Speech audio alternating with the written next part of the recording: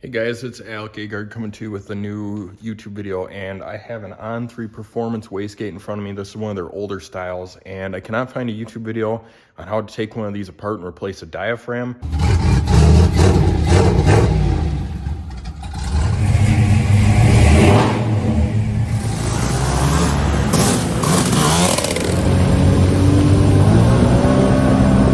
In this video, I am going to show you how to take apart one of these older non-compact ON3 wastegates, replace a diaphragm with what they provide as a replacement diaphragm, which is this guy, and we're going to get that knocked out. I already have the spring out of this, which I will show you the general process how to get the spring out.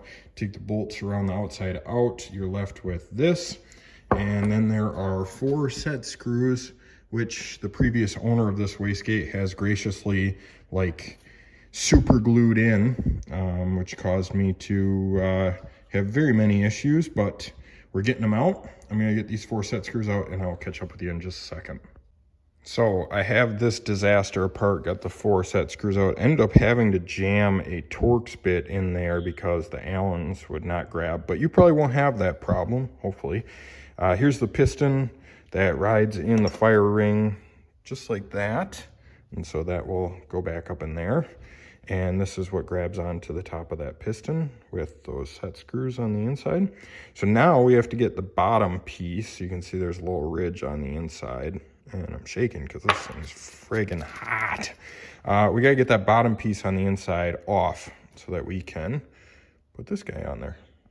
All right, so I did figure this out. So take your diaphragm and put it in a vise, clamp this backside, and then take a pair of adjustable pliers and put them on this and spin it lefty-loosey. It should come apart.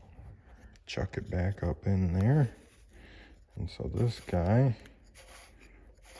go like this. And that's what it looks like. So there's some threads in there for this piece. And this is our diaphragm right here. So the only thing that I'm seeing as a problem is that, just like everything else ON3 makes, it gets you 90% of the way and you got to do the last 10% of the work. So guess we have to cut that. So what I'm finding here is the inside diameter of this screw-on piece is that ridge right there. So it looks like we just need to go a little bit bigger than that, which I think I'm going to use a pair of scissors probably. Try and get it dialed in somewhere around there. All right, so here we are. This is what I cut out of the center to get it to fit. You can see it is just a tickle bigger than that outer ridge that they kind of provided in the center there. I'm not sure why these aren't sized correctly for their wastegates when they sell it, but I guess that's ON3. This is kind of how it's going to sit in here. So I got the backside tightened up the same way we loosened it, put it in the vise, put a crescent wrench on that part, and you can see the smooth part is on the outer side, and it's going to sit in here something like this. So the most important thing is you want to just work this guy however he wants to go until you can get it to sit down in your groove. So when you put your hat on, it is not pinching the edge to the point where, this is what the previous owner did, you squish it together like this and then it doesn't work. So you can see that that's all folded over. What it should look like is like this, right? And then it gets folded over onto itself. It actually melted to itself, and that's no bueno. You can see on the top edge here the difference that it looks right there. So that's bad. This has costed me a couple $100 in labor and time and all that. So just take your time really well putting that back together. Of course, we got to get our spring in here, and I need to go get new set screws that are not screwed up. So just figuring out what size those set screws are. I just ran a M4 by 0.7 tap through, and this seemed to clean them up really well, and it seemed to match the set screw as well. So if you need to, you can get some M4 by 0.7 screws or set screws, and that should work out perfect for you. All right, so I got some new hardware from the Ace hardware, and these are the little M4 by 0.7 set screws.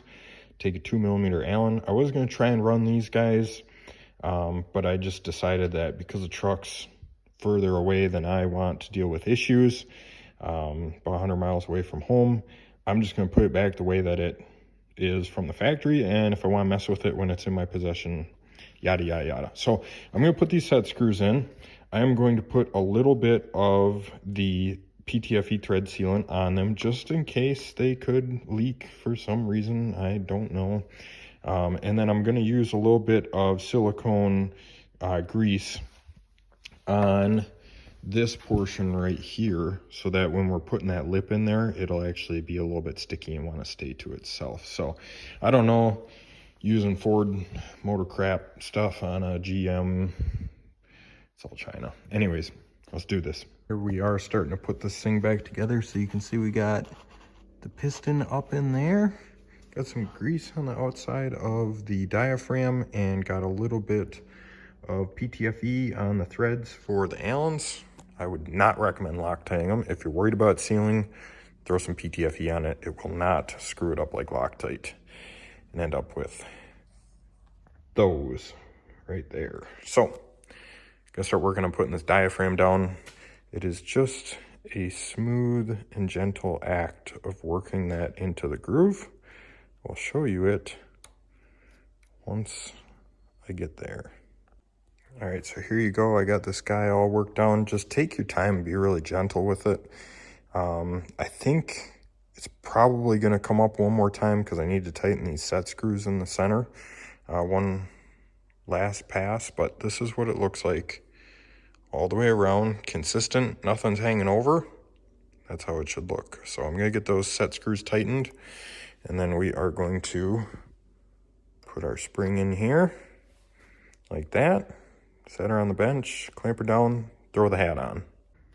So I definitely understand how people or how the factory can screw this up. It's very easy to do. Not faulting anyone if they do. Here you can see just barely in there, I am slowly working the diaphragm up into the hat. And you can see right there, with that zoom, it's bulging out of the hat a little bit. So what I've been doing is take it super, super slow. And I've also been using a really dull screwdriver, something like one of these little Matco guys, or I've been using the edge of this 35 thousandths feeler gauge because it's rounded and it's not gonna stab through there. You definitely don't wanna use something like a pick like this. And this feeler gauge, I've just been kind of feeding it in and using the rounded edge to push it around, and slowly we're going to take this thing down. That grease that I put on there, the silicone grease, is really helping. You can definitely sliding in and it's not getting caught on anything. So I think everything's going pretty well.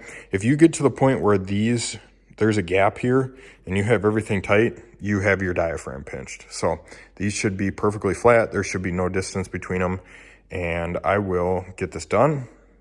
That's about all.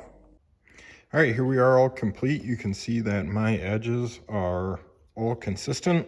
They are all down, and you can see the diaphragm up in there. So hopefully you found this video helpful. It does not exist on YouTube, surprisingly. So give me a like if you benefited from this, and if not, see you next time.